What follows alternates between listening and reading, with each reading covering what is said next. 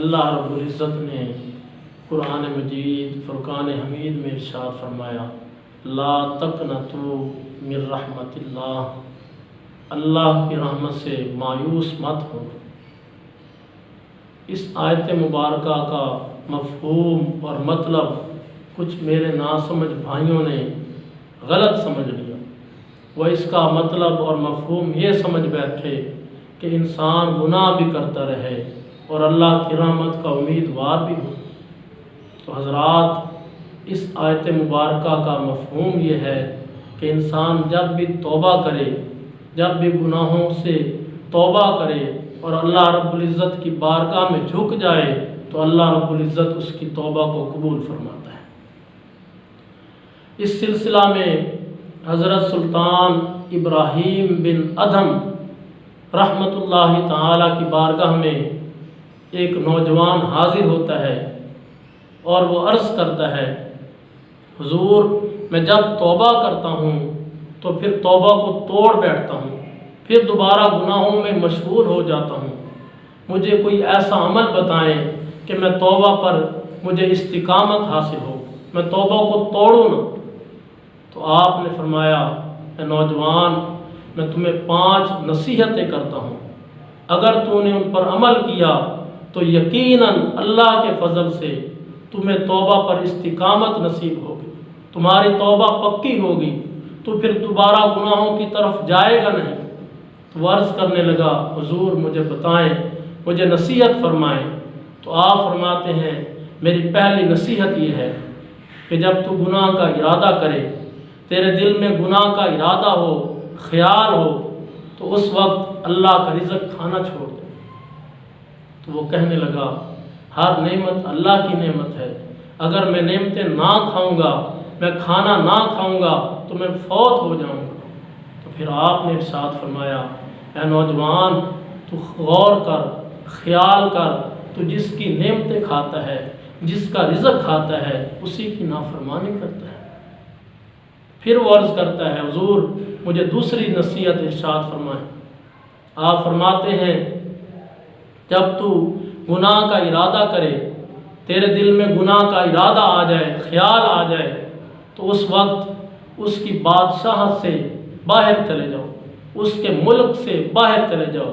تو وہ کہنے لگا، حضور مشرق سے لے کر مغرب تک، شمال سے لے کر جنوب تک، ہر طرف اللہ رب العزت کی بادشاہت ہے۔ للہ ملک السماوات والارض، بادشاہت اللہ رب العزت کی ہے، زمین و آسمان پر اللہ رب العزت کی بادشاہی ہے، تو میں کہاں چلے جاؤں؟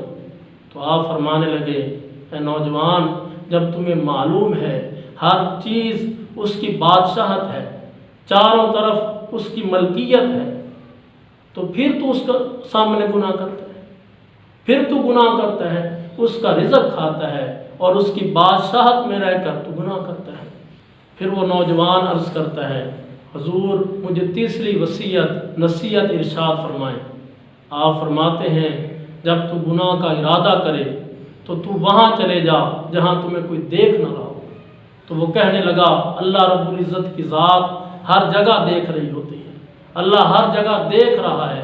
تو پھر آپ ارشاد فرماتے ہیں، اے نوجوان تو غور کر، تو جس خالق و مالک کا رزق کھاتا ہے، جس خالق و مالک کی بادشاہت میں رہتا ہے، اسی کے سامنے اس کی نافرمانی کرتا ہے۔ پھر وہ کہتا ہے، مجھے چوتھی نصیحت ارشاد فرمائیں۔ پھر آپ ارشاد فرماتے ہیں، اے نوجوان، جب ملک الموت اسرائیل علیہ السلام تیری روح قبض کرنے کے لیے آئیں تو تو ملک الموت کے سامنے کھڑے ہو جانا اور کہنا، مجھے کچھ لمحے، کچھ وقت مہلت دیں تاکہ میں توبہ کر لوں اور نیک اعمال کر لوں۔ تو وہ کہنے لگا، ایسا ممکن ہی نہیں، ملک الموت اللہ کے حکم پر مامور ہے، جب اللہ رب العزت انہیں حکم دیتا ہے تو وہ روح قبض کرنے کے لیے آ جاتے ہیں، تو وہ مہلت نہیں دیں گے۔ تو پھر آپ ارشاد فرماتے ہیں، اے نوجوان تو غور کر، تو جس کا رزق کھاتا ہے، جس کی بادشاہت میں رہتا ہے، اسی کے سامنے گناہ کرتا ہے، اسی کے سامنے اس کی نافرمانی کرتا ہے، اور تمہیں معلوم بھی ہے کہ جب موت کا فرشتہ آ جائے تو وہ توبہ کی مہلت نہیں دیتا، تو پھر بھی نافرمانی کرتا ہے۔ پھر وہ کہتا ہے حضور مجھے 5ویں نصیحت ارشاد فرمائیں۔ آپ فرماتے ہیں جب تمہیں جہنم والے، جہنم کے فرشتے جہنم کی طرف لے جا رہے ہوں تو تو ان کے سامنے انکار کر دینا، اکڑ جانا اور کہنا کہ میں جہنم کی طرف نہیں جاؤں گا۔ تو وہ کہنے لگا میں نے سنا ہے وہ طاقتور ہے، میں کمزور ہوں اور میں بے بس ہو جاؤں گا، میں وہاں ان کے سامنے بول بھی نہیں سکوں گا۔ تو پھر آپ ارشاد فرماتے ہیں اے نوجوان، جب تمہیں معلوم ہے، تمہیں پتہ ہے کہ اللہ کے فرشتے اللہ کے حکم کے مطابق عمل کرتے ہیں، تو ان کے سامنے بے بس ہے، تو پھر بھی گناہ کرتا ہے، تو پھر بھی نافرمانی کرتا ہے۔ تو پھر وہ عرض کرتا ہے حضور میرے لیے یہ کافی ہے، اب میں دوبارہ گناہوں کے قریب بھی نہیں جاؤں گا۔ تو وہ کہنے لگا اب میرے لیے کافی ہے۔ تو حضرات محترم، اس واقعے سے ہمیں یہ سبق سیکھنا چاہیے کہ حضرت سلطان بن ابراہیم بن ادم جیسے ولی کامل نے کس انداز سے اس کو سمجھایا، اس نوجوان کو سمجھایا، اور اس نوجوان پر بھی قربان جائیں، اس نے بھی کس انداز سے آپ کی نصیحتوں کو قبول کیا۔ اور یہ مبلغین کا طریقہ بھی یہی ہونا چاہیے، اخلاص کے ساتھ، للہیت کے ساتھ۔ ہم جب کسی کو سمجھائیں تو ہمارا مقصد اسے شرمندہ کرنا نہ ہو بلکہ اس کی اصلاح کرنا ہو۔ تو اللہ رب العزت نے قرآن کریم فرقان حمید میں ارشاد فرمایا لا تقنطوا من رحمت اللہ، اے ایمان والو میری رحمت سے مایوس مت ہونا۔